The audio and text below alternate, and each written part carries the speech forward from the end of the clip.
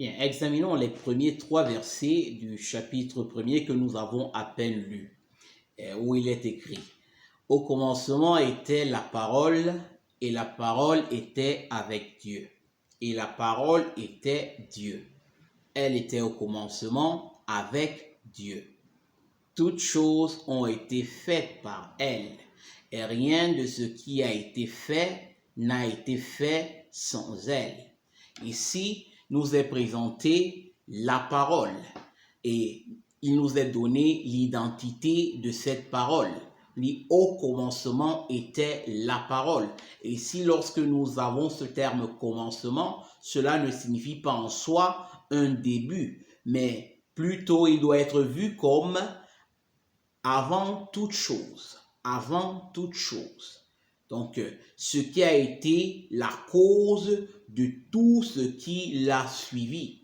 Donc, ici, le commencement, justement, exprime quelque chose qui a toujours existé, quelque chose qui a toujours été présente, et pas forcément quelque chose qui a eu un début.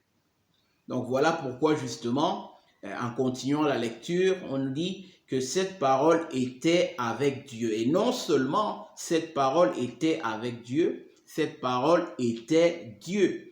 Donc, premier élément caractéristique de la parole qui nous est révélée, c'est le fait que non seulement elle était avec Dieu, mais elle était Dieu. La parole qui était Dieu. Voilà pourquoi il est clair que Dieu n'a ni début ni fin. Et voilà pourquoi justement, je vous disais tantôt que commencement ici exprime le plus, donc dans ce contexte-ci, quelque chose qui était avant toute chose.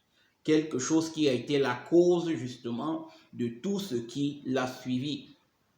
Et donc, cette parole était au commencement avec Dieu. Et encore un autre attribut de cette parole, au verset 3. Toutes choses ont été faites par elle. La parole créatrice dont on disait tantôt. Et rien de ce qui a été fait n'a été fait sans elle. Donc, cette parole-là qui était au commencement, qui était avec Dieu et qui était Dieu, est la parole créatrice. Cette parole qui a créé toute chose après elle.